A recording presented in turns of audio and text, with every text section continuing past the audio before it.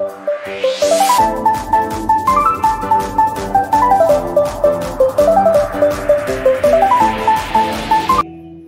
selalu ada untuk kami di setiap hati kami, di setiap langkah kami, di setiap waktu kami. Kami bersyukur memiliki Allah yang maha hadir, hidup dan berkuasa, dan sungguh mengasihi kami. Dan pada pagi hari ini kami memuji Engkau, menyembah Engkau Allah yang hidup. Dan kami juga saat ini akan memberi hati kami, telinga kami untuk mendengarkan firman Tuhan. Biarlah Roh Kudus Engkau menolong kami mengerti akan kebenaran firman Tuhan.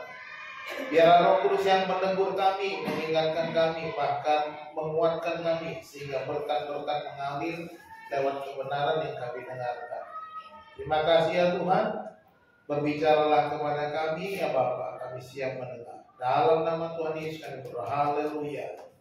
Amin. Silakan duduk.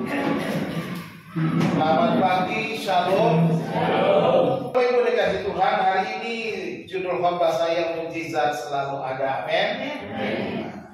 Saya percaya setiap orang akan mengalami mukjizat di dalam kehidupannya. Ya, semua kita selalu mengalami mukjizat. Dan kita akan belajar dari firman Tuhan dari Injil Matius. Oke. Kita baca bersama-sama dari Injil Matius pasal 9 ayat 20 sampai 22. Masing-masing membuka Alkitabnya ya. Injil Matius pasal 9 ayat 20 sampai 22. Mudah-mudahan saya juga tidak salah menyebut lagi seperti minggu lalu. Benar ya, Matius 9 ayat 20 sampai 22. Mari kita baca 3 ayat pendek, jadi kita baca rame-rame bersama-sama bareng-bareng ya. Ayat 20 sampai ayat 22 mana dia? Oke. Yaitu ada di tengah-tengah dari kisah anak kepala rumah ibadat dan perempuan sakit pendarah. Kan kita mulai ayat 20. 2, 3.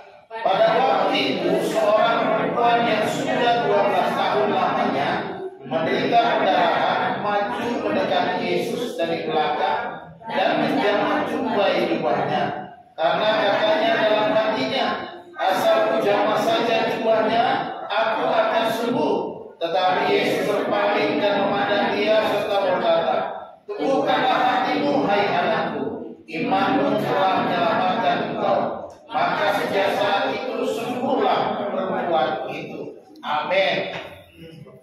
Yang berbahagia ialah mereka yang mendengar dan yang melakukan firman Tuhan.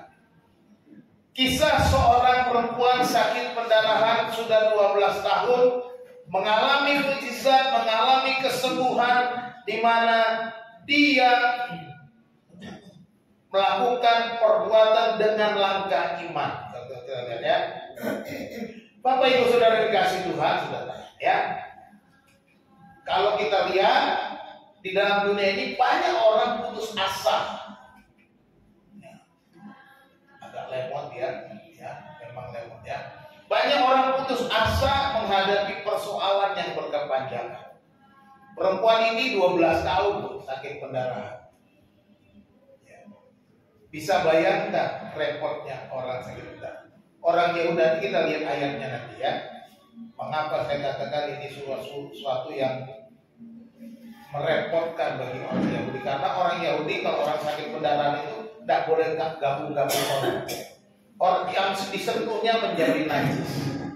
Suaminya yang bersentuhan dengan dia jadi najis, semua jadi najis. Jadi merepotkan. 12 tahun menderita sakit pendarahan itu bukan peristiwa yang mudah bagi perempuan ini.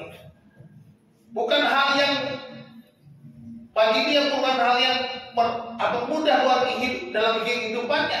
Dia mengalami ini dan dia bisa saja menjadi putus asa. Kalau kita lihat ada berita hebat, dia di berita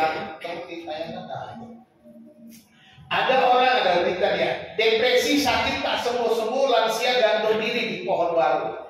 Itu saya lihat di Google ya. Ada juga yang pensiunan PNS gantung diri, diduga depresi, sakit jantung dia depresi, gak sembuh-sembuh bunuh diri. Ada juga loh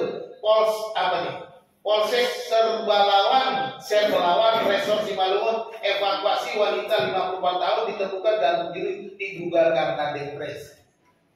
Saya mau katakan bahwa ada banyak orang depresi, stres, dan akhirnya mengambil keputusan bunuh diri. Perempuan ini 12 tahun loh. Dan mungkin kita juga pernah mengalami hal yang sama, stres.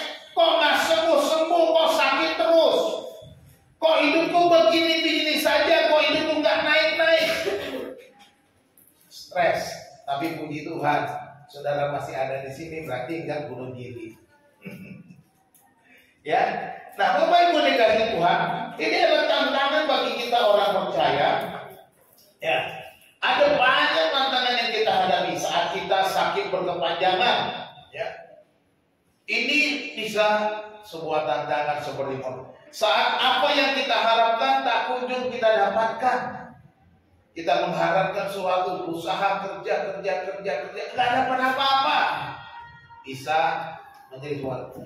Saat doa-doa kita tidak dijawab atau belum terjawab oleh Tuhan, ini juga menjadi pergumulan berat bagi kita. Ya. Mungkin di antara kita ada yang mengalami hal-hal seperti itu. Namun apa yang bisa kita lakukan? Ya, apa yang kita lakukan ketika semua itu terjadi ini menjadi penting bagi kita. Ya. Kuncinya adalah datanglah kepada Yesus dan alami mujizatnya seperti perempuan yang sakit pendarahan ini. 12 tahun menderita sakit pendarahan. Ketika dia berjumpa Yesus, dia bertindak, dia melangkah. Ya. Nah, kita akan melihat ada 3 hal yang kita pelajari dari perempuan ini. Yang pertama, nantikanlah waktu Tuhan. Waktu Tuhan pasti yang terbaik. Amin. Nantikan waktu Tuhan. 12 tahun perjuangannya, dia masih berharap ada kesembuhan. Mungkin perempuan ini sudah pergi ke berbagai orang untuk menyembuhkan penyakit. Kalau zaman sekarang orang sendiri, dia pergi ke dokter nggak sembuh, dia pergi ke dukun nggak sembuh, dia pergi ke orang pintar nggak sembuh, dia pergi berbagai alternatif tidak sembuh-sembuh. Yang tentu akan mengalami stres juga. Ya. Ini bisa terjadi kepada setiap orang. Tetapi sebagai orang yang percaya kepada Tuhan, langkah pertama kita harus nantikan waktu Tuhan. Di mana dikatakan ayat 20 itu ya. Nah, ayat 20. Pada waktu itu seorang perempuan yang sudah 12 tahun lamanya menderita pendarahan maju mendekati Yesus dari belakang dan menjamah jubahnya. Seorang perempuan sudah 12 tahun. Penantian yang cukup lama. Tetapi inilah yang Tuhan lakukan. Dia harus tunggu 12 tahun baru dia bisa berjumpa dengan Yesus. Jadi perhatikan, Yesus mulai melayani umur 30 tahun.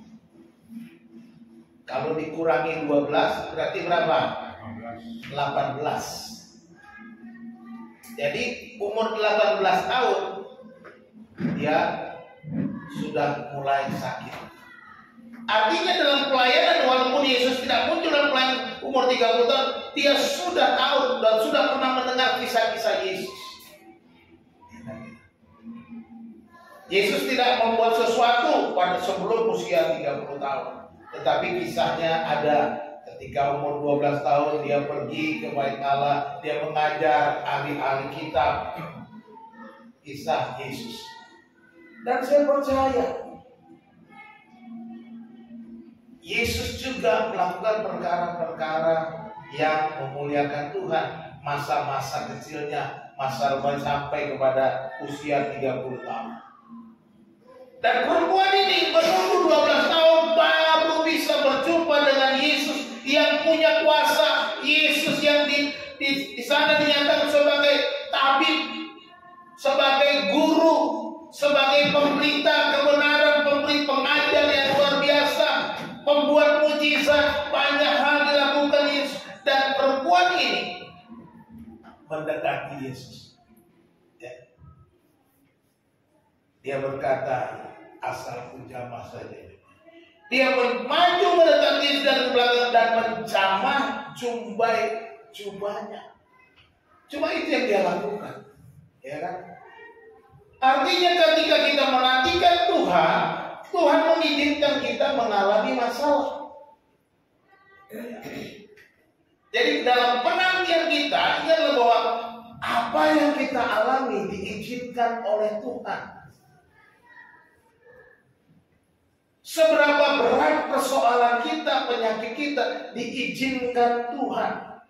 Untuk apa Tuhan mengizinkan ini? Ya tentunya untuk menguji kita. Sejauh mana kita bertahan, sejauh mana kita hidup bertekun, sabar dan beriman kepada Tuhan. Ini menjadi penting bagi kita. Sebagai orang percaya jangan mudah putus asa. Sebagai orang percaya jangan langsung ambil jalan pintas. Sebagai orang percaya kita harus sabar.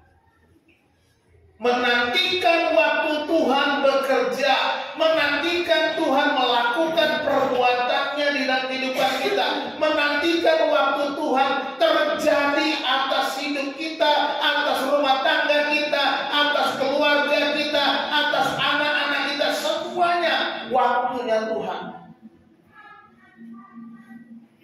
Tapi Pak, aku nggak kuat, sudah terlalu lama.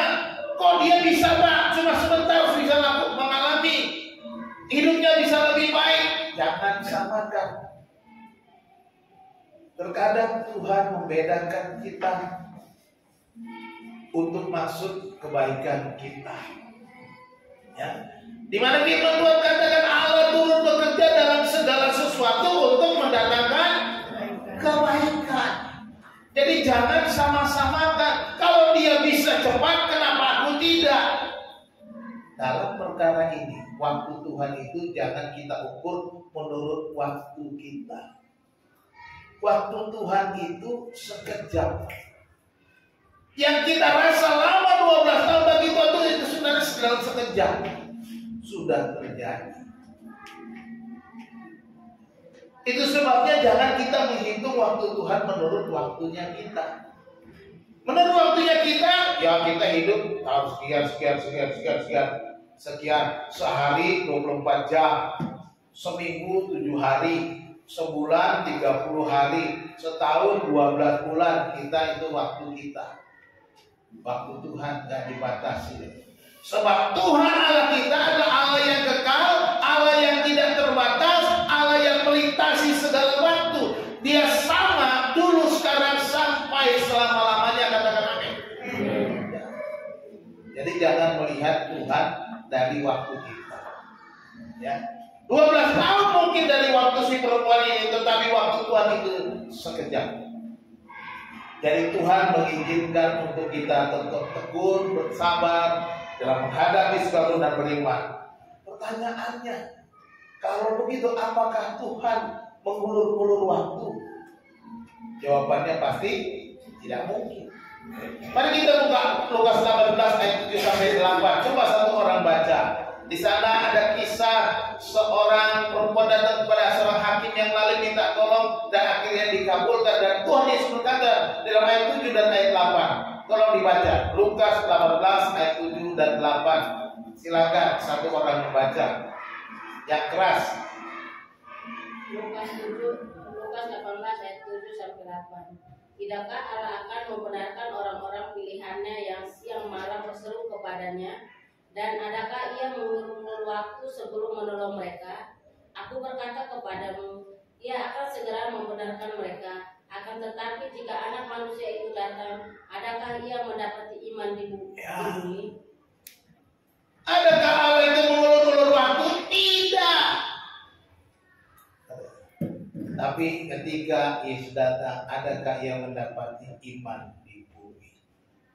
Jadi waktu Tuhan, bukan waktu kita, bukan ulur waktu. Seolah-olah waktu kenapa terlalu lama, bukan, karena dia mengulur waktu, waktunya Tuhan. In moment like this, I sing out the song. I sing sing a love song to Jesus. Ada waktu, momen di mana Tuhan bekerja, di mana Tuhan berkarya, di mana Tuhan bertindak. Ini adalah waktunya. Jadi waktu Tuhan bukan waktu kita. Cara Tuhan bukan cara kita. Ini waktu Tuhan bukan waktu kita, kan gitu. Jadi ingat baik-baik, waktu Tuhan itu bukan waktunya kita. Jangan hitung menurut waktumu. Jangan hitung, Tuhan aku sudah terlalu lama, Tuhan aku sudah gak kuat, Tuhan aku sudah gak mampu. Terlalu lama Tuhan meninggal, terlalu lama Tuhan membiarkan aku. Sabar. Adakah dia mendapati iman? Dia mau supaya kita teguh dalam iman. Dia mau supaya iman kita semakin kuat. Dia mau supaya iman kita teruji. Dia mau supaya iman kita nyata bahwa engkau adalah orang yang layak menerima mujizat, engkau yang layak menerima berkat, engkau yang layak menerima tindakan Tuhan, dan mujizat itu akan terjadi. Amin. Jadi jangan membatasi Tuhan dengan waktumu. Jangan memaksa Tuhan dengan keinginan. Cara Tuhan bukan cara kita. Biarkan dia bertindak menurut kehendak. Yang kedua yang saya pelajari dari kisah perempuan ini, selain waktu Tuhan bawa, selalu ada jalan, ya. Selalu ada jalan. Ayat 21 bilang, karena katanya dalam hatinya, asal ku jamah saja jubahnya, aku akan sembuh. Mengapa perempuan ini mengambil keputusan asal menjamah jubahnya, jubah aku sembuh? Ini jalan yang dia lakukan. Dia bilangnya apa? Di dalam hati. Dia tidak teriak-teriak. Seharusnya seorang yang sakit perdarahan seperti itu, dia harus berteriak. Dia harus kasih tahu orang bahwa dia sakit perdarahan, supaya orang minggir dan tidak bersentuhan, kan gitu. Tetapi perempuan ini yang sudah 12 tahun itu berkata di dalam hatinya, asal ku jamah saja jubahnya, aku akan sembuh. Dia bukan saja berjuang dengan waktu selama 12 tahun, tetapi juga berjuang dengan hambatan.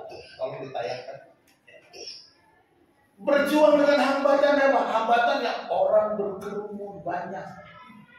Yang datang dekat Yesus itu bukan 1-2 orang. Yesus dikerumuni banyak orang, artinya peluang dia datang bertemu dengan Yesus, minta kesembuhan kepada Yesus, tipis. Tapi ada jalan, ya. Jalannya adalah di dalam hati. Dia kata, asal ku jamah saja jubahnya, aku akan sembuh. Perempuan ini memilih jalan diam, ya. Kalau kita lihat sakit perdarahan, kita lihat sakit perdarahan. Imamat 15 ayat 25, tolong baca. Imamat 15, kitab Imamat Perjanjian Lama, ya.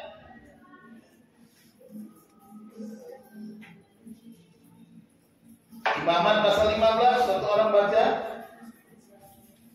Imamat pasal 15 ayat 5.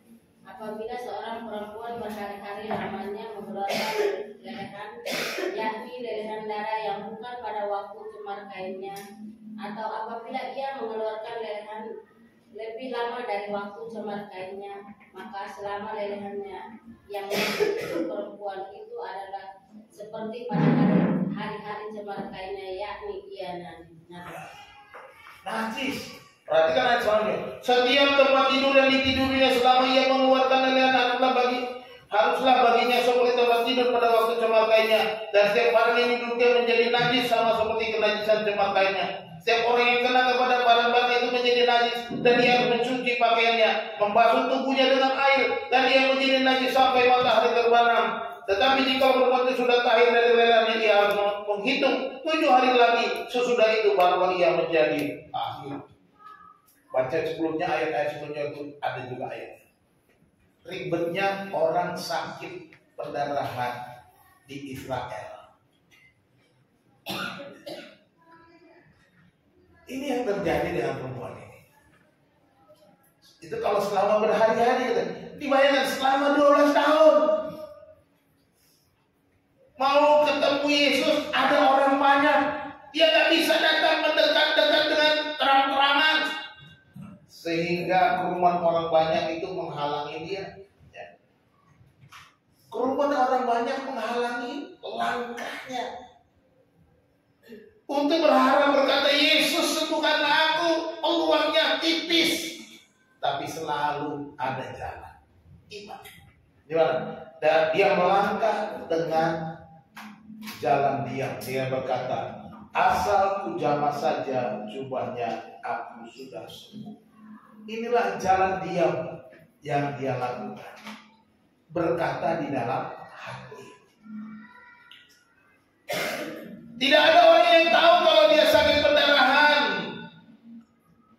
Supaya nggak ketahuan, dia diam dan dia hanya berkata dalam hati.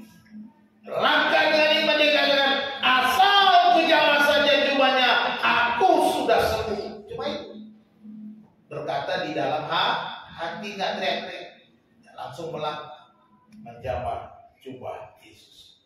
Jadi selalu ada jalan. Bapak Ibu yang dikasih Tuhan, seberapapun beratnya persoalan kita, seberapapun besarnya tanggungan kita, dan lamanya kita menanggungnya, jangan pernah putus asa.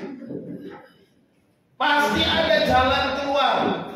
Tuhan pasti memberikan jalan, sekalipun itu sulit, sekalipun seolah jalannya sangat tipis kita dapatkan. Sekalipun berusaha untuk mendapatkan, sangat berjuang keras, tetapi pasti ada jalan. Amin. Dalam Yesus pasti ada jalan. Jadi jangan pernah putus asa.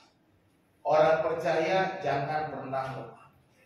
Apapun persoalan kita, rumah tangga, pekerjaan, anak-anak, masa depan, sekolah mereka, mungkin menjadi perjuangan buat kita.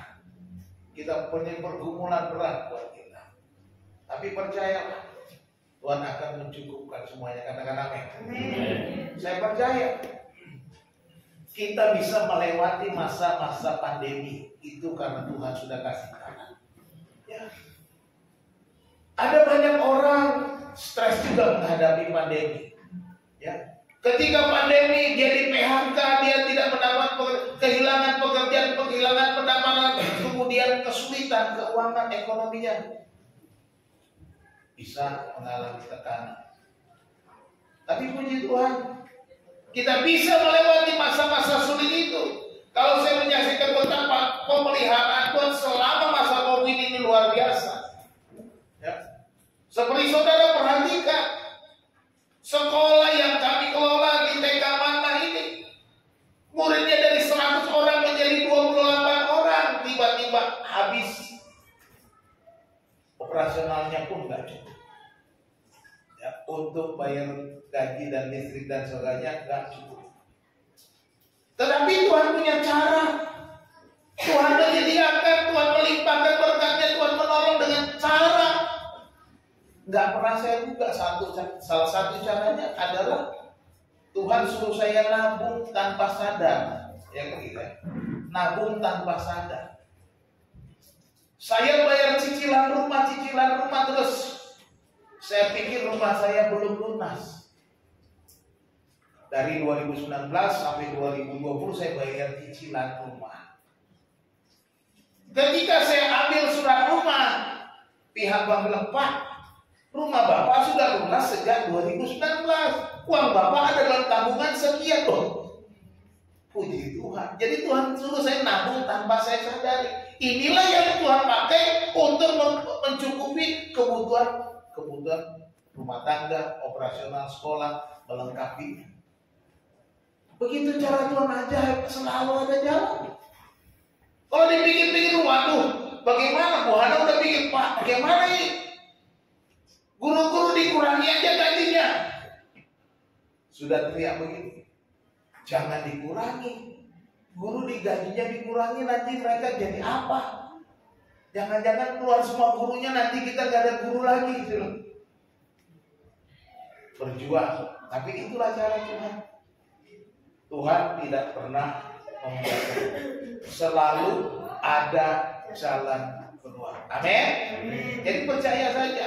Ketika kita benar-benar berharap sama Tuhan, seperti Abraham, dia berharap pada Yesus, makanya dia mau datang kepada bertemu dengan Yesus, maka dia ada jalan, walaupun dia terhalang, walaupun dia sakit pendarahan, orang-orang banyak bertemu, dia punya cara. Asal hujana saja jubahnya, aku akan sembuh. Baik. Dan itu terjadi.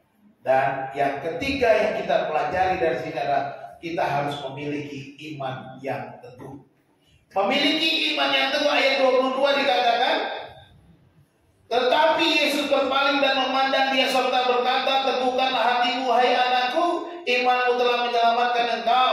Maka sejak saat itu sembuhlah perempuan itu. Di dalam bagian Injil yang lain, ketika perempuan itu menjamah jubah Yesus, Yesus langsung bertanya, siapa yang menjamah aku? Muridnya bilang, guru, banyak orang yang berkerumun, mana kami tahu siapa yang? Tuhan Yesus bilang, ada kuasa keluar daripada. Kuasa itu keluar kenapa? Karena ada iman. Iman seorang perempuan yang berkata, asal aku jamah saja jubahnya, aku akan sembuh. Ada iman yang keluar dari perempuan, maka kuasa Yesus bekerja. Banyak orang bersentuhan, nggak alami apa-apa, karena tidak ada kuasa Tuhan, karena nggak ada permohonan, tidak ada iman. Jadi ingat baik-baik, melangkahlah, milikilah iman yang teguh dalam Yesus. Jangan goyah apapun persoalanmu, apapun masalahmu. Jadi bukan karena soal menjamah jubah, ya. Ada banyak orang segel-segelan, namanya berkerumun pengen ketemu Yesus. Saya yakin ada orang lain juga bersentuhan dengan Yesus, tetapi ketika kuasa itu keluar, oleh karena apa? Karena ada iman yang berkata, asal ku jamah saja jubahnya, aku sudah sembuh. Dan Yesus berkata, tenang, teguhkanlah hatimu, hai anakku, imanmu telah menyelamatkan engkau. Jadi perhatikan, Yesus berkata imanmu. Perempuan itu dalam bagian Injil ketika dia, siapa yang menyentuh aku? Perempuan itu ketakutan, lalu mengaku, dan dia berkata, Tuhan, aku mau. Aku berkata, asal ku jamah saja jubah, aku sembuh. Imanmu telah menyelamatkan. Perempuan ini diselamatkan, disembuhkan, mengalami mujizat bukan karena menjamah jubah saja, tapi karena iman. Ya. Karena iman. Saudara boleh saja bertindak macam-macam, tapi wah, ada orang saya mau berdoa, tapi maunya menghadap foto Yesus. Jangan, foto Yesus tidak menyembuhkan. Ya. Foto Yesus juga, Yesusnya kan itu belum tentu Yesus juga. Siapa yang bisa meyakinkan itu fotonya Yesus? Kan nggak ada ya. Jadi, oh saya berdoa bisa nggak? Kalau saya menghadap salib, ada salib. Bukan karena menghadap salib saudara disembuhkan. Kalaupun itu terjadi, tapi karena ada iman. Itu yang itu. Karena iman saudara tumbuh, karena iman saudara bekerja, maka saudara melangkah di dalam nama Yesus, maka itulah yang menyembuhkan, itulah yang terjadi, itulah yang menyelamatkan kita. Bukan karena hal-hal benda-benda di sekitar kita. Jadi jangan bergantung benda, ya, jangan bergantung hal-hal benda-benda duniawi. Itu nggak ada urusannya. Ada kan perjamuan, waduh, roti anggur menyembuhkan. Jangan, bukan roti dan anggurnya yang menyembuhkan, imanmu. Kalau kau makan minum roti dan anggur sembuh, ya sembuh karena imanmu, bukan karena roti dan anggur itu. Doamu dengan iman, maka imanmu itu yang membuat mujizat. Semua yang kita lakukan harus dilandasi oleh iman.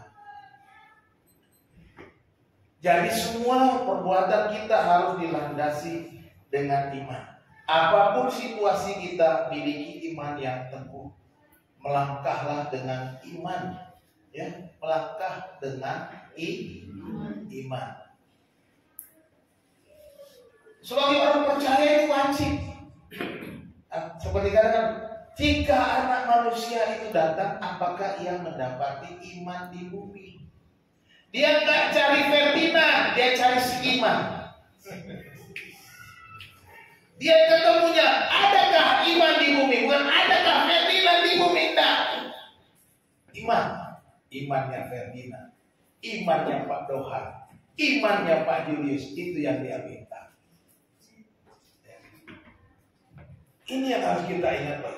Milikilah iman yang. Jadi kita akan mengalami mujizat, selalu ada mujizat kalau kita sungguh-sungguh menantikan waktunya Tuhan. Kita mau percaya bahwa selalu ada jalan bagi Tuhan dan kita punya iman yang teguh. Kalau kita nggak punya iman yang teguh, Tuhan buka jalan pun nggak akan terjadi mujizat. Tuhan sudah mau kasih, tapi iman saudara tiba-tiba berubah. Stop, nggak jadi terjadi, nggak terjadilah mujizat. Tertunda, tetot, gitu, tertunda. Jadi mari kita miliki iman yang teguh. Kita simpulkan saja, kalau ya, mujizat selalu ada. Amin. Apa yang kita pelajari pertama? Soal waktu Tuhan. Kalau ditanyakan waktu Tuhan, kita harus menantikan waktunya Tuhan. Dengan menantikan waktu Tuhan, kita harus bertekun dan sabar menantikan Tuhan bertindak. Ya. Bertekun, sabar menantikan Tuhan bertindak. Waktu Tuhan pasti yang tepat dan terbaik bagi kita, bukan waktu kita. Waktu Tuhan yang tepat dan yang terbaik, ya. Klik lagi, ya itu dia. Jadi kita harus ingat, mujizat selalu ada, tetapi semua itu terjadi karena waktunya Tuhan. Mari kita belajar untuk menguji hati, menguji kesabaran, menguji iman kita, supaya kita menjadi orang percaya yang teruji imannya seperti emas murni, gitu. Kuat, tidak goyah, tidak berubah. Iman kita semakin murni. Dan yang kedua, selalu ada jalan, selalu ada jalan. Saat tiada, wah, puji Tuhan. Ya, jangan putus asa. Tuhan pasti buka jalan. Jadi jangan putus asa, udah karena udah terlalu lama, udahlah, bosan aku hidup, lompat lagu dari di jalan tol, gantung diri lagu di bawah pohon toge katanya. Kapan matinya di bawah pohon toge, togenya yang gantung-gantung. Di bawah pohon toge kata Pak Dohar, beraninya dia gantung di bawah pohon toge, di bawah pohon beringin nggak berani dia. Ya kan? Ya nggak apa-apa kalau di bawah pohon toge, nggak apa-apa ya, togenya yang gantung-gantung. Ya, Tuhan pasti buka jalan. Ya, percayalah jalan Tuhan selalu terbuka bagi yang setia. Amin. Ya, yang setia. Orang yang setia itu pasti orang yang beriman. Seperti saya sudah ingatkan ya. Kalau dalam bahasa Inggris itu faith itu iman. Kalau setia itu faithful, penuh iman. Nah, jadi kalau orang setia pasti orang yang beriman. Nah, kalau dalam bahasa aslinya, bahasa Yunani, bahasa Alkitab kita, iman itu pistis. Apa? Pistis. Oh, pinter. Jangan saja jago Yunani semuanya. Pistis. Tapi kalau namanya setia, namanya pistos. Apa? Pistos. Udah les, bayar uang les besok ya. Jadi pistos, mirip tak? Sama itu akar katanya. Faith dan faithful. Jadi kita harus setia, artinya kita harus beriman. Ya, setia itu selalu ikatannya dengan iman. Tidak bisa dilepaskan kesetiaan dengan iman. Ya. Jadi selalu ada jalan, percayalah Tuhan akan buka jalan. Kuncinya setia. Amin. Yang ketiga, kita harus memiliki apa? Iman yang teguh. Miliki iman. Ini penting bagi kita. Tuhan Yesus berkata, iman sebesar biji sesawi dapat memindahkan apa? Gunung. Tapi kita belum pernah mindahin gunung ya. Berarti belum sebesar biji sesawi, masih kecil banget. Ada yang udah mindahin gunung? Berarti kita di sini iman kita belum sampai sebesar biji sesawi. Sekalipun belum sebesar biji sesawi, tapi banyak mujizat terjadi, katakan amin. Belum memindahkan gunung, tapi mujizat-mujizat banyak terjadi dalam hidup kita, katakan amin. Iya. Mudah-mudahan kita bisa pindahkan gunung. Tapi buat apa? Kantong-kantong. Pindahin gunung di Bogor, pindahin ke sini supaya kita nggak capek-capek ke Bogor.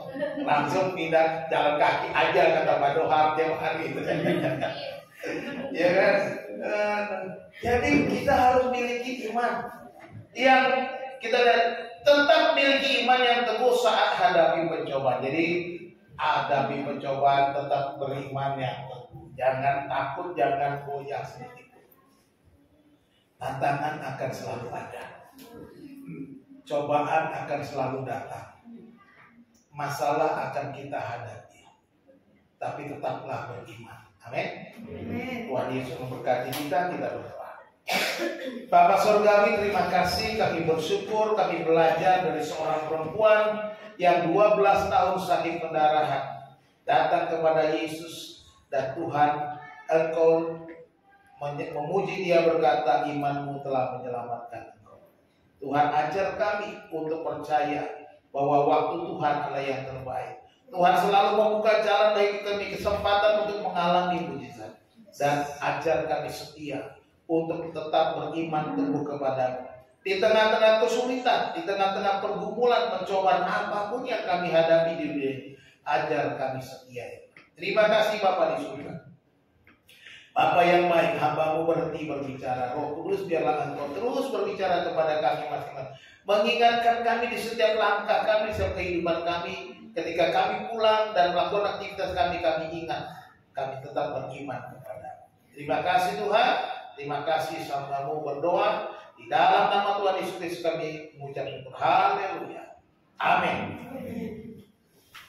Pada yang kita selanjutnya.